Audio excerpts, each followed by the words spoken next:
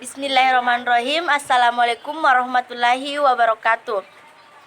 Perkenalkan, nama saya Nurhalisa, alamat Desa Barania, Kecamatan Sinje Barat, jurusan Ilmu Pemerintahan Reguler 1. Saya akan memaparkan materi tentang teori struktural konsensus menurut Emile Durkheim. Durkheim memandang bahwa teori struktural konsensus ialah di mana seseorang harus mempertahankan keberadaannya atau status sosialnya, sehingga orang tersebut tidak mengalami perubahan dalam lingkungan sosialnya. Sosiologi ada dua macam, yaitu sosiologi orang kaya dan sosiologi orang miskin. Dalam pelopor sosiologi, orang kaya ialah Emile Durkheim, di mana Emile Durkheim ialah ketika seseorang bisa menciptakan kondisi yang stabil tanpa ada perubahan.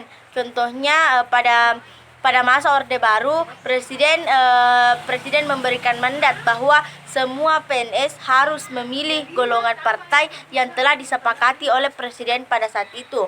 Hal ini membuktikan bahwa pada masa itu teori struktural konsensus telah perspektif telah digunakan oleh sistem politik untuk mempertahankan suatu kondisi yang stabil tanpa adanya perubahan. Diberi nama struktural karena struktur lebih dipentingkan oleh Durkheim, sedangkan konsensus yang berarti kesepakatan, maksudnya konsensus itu karena seolah-olah ada kesepakatan, walaupun ada orang yang berpikir sesuatu aturan tidak benar, tetapi kebanyakan orang berpikir kayaknya aturan ini sudah benar, sehingga orang berpikir tidak benar pun akan berpikir sebagai orang-orang yang berpikir benar. Fakta memengaruhi individu. Durkheim juga menegaskan bahwa ciri yang penting dalam teori konsensusnya yaitu bahwa struktur sosial terdiri dari norma-norma dan nilai-nilai, yaitu di mana setiap orang yang memiliki budaya berbeda tentu mempunyai perilaku dalam lingkungan sosial yang berbeda budaya.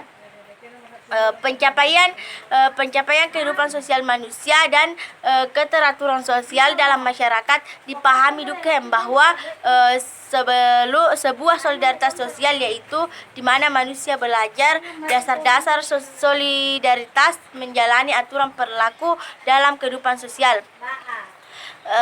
Teori konsensus menggunakan asumsi dasar bahwa dalam masyarakat terjadi konsensus atau persetujuan sehingga terdapat nilai-nilai bersifat umum yang kemudian disepakati secara bersama. Sedangkan teori konflik mempunyai asumsi dasar yang berbeda, yaitu dalam masyarakat hanya terdapat sedikit kesepakatan dan orang-orang berpegang pada nilai pertentangan. Selain itu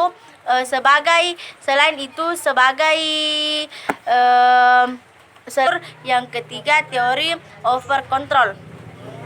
Teori konsensus berpendapat bahwa aturan kebudayaan suatu masyarakat atau struktur menentukan perilaku anggotanya,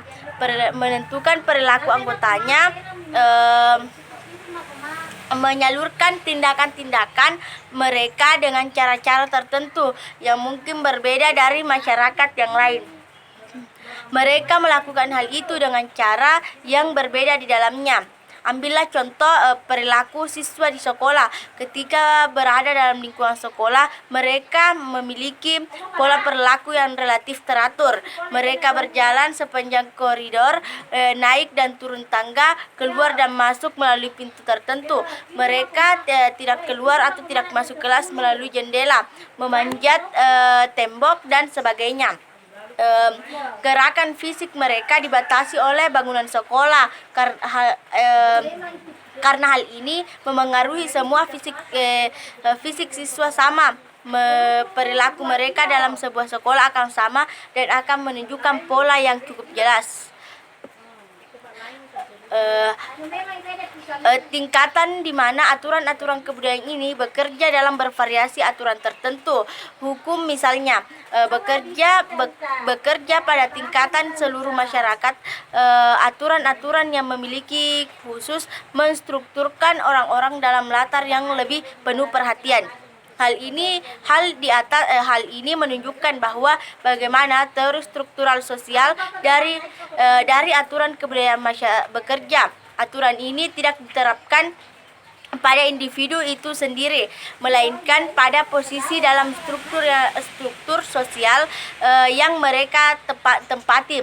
Penjagaan toko, polisi, pengaturan lalu lintas guru dan siswa dibatasi oleh ekspektasi kebudayaan yang diterapkan pada posisi ini. Tetapi hal ini jika mereka menepati posisi tersebut. Para sosiolog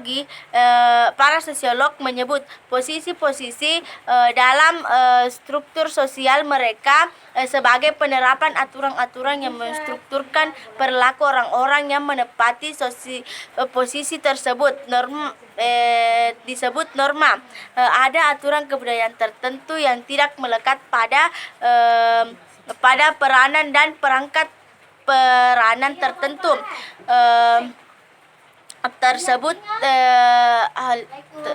tertentu. Menurut teori sosiologi ini, sosialisasi menjadi norma dan nilai menghasilkan kesepakatan atau konsensus di antaranya orang-orang yang mengenai perilaku dan keyakinan yang sesuai. Yang tanpa kedua hal ini, masyarakat akan dapat hidup.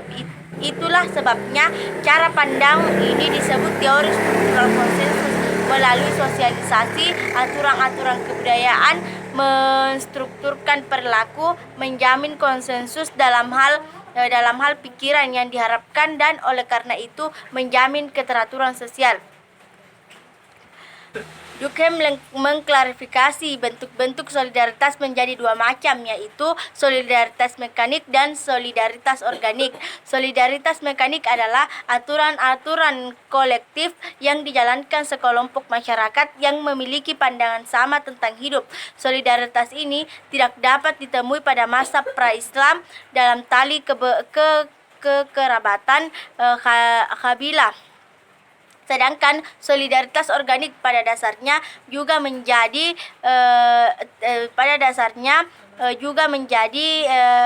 terjadi karena adanya persamaan pandangan hidup. Namun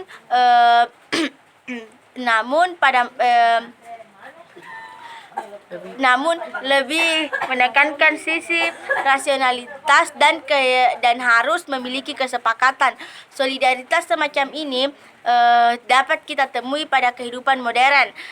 Sebagai contoh, seorang bawahan yang taat pada atasannya dan bekerja sama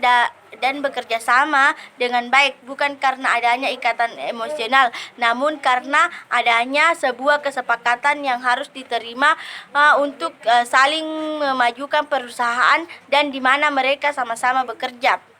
Apa yang dimikirkan Emile Durkheim adalah kebiasaan-kebiasaan, adat istiadat, dan cara hidup umum manusia sebagai sesuatu yang terkandung dalam instansi-instansi hukum-hukum, moral-moral, dan ideologi-ideologi politis. Semua ini bisa saja bekerja di dalam kesadaran individu, tetapi semua itu merupakan fenomena yang dapat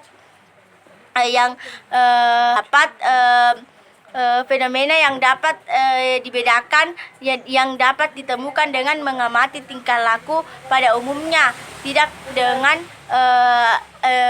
dengan memeriksa isi pikiran kita. Sekian, assalamualaikum warahmatullahi wabarakatuh.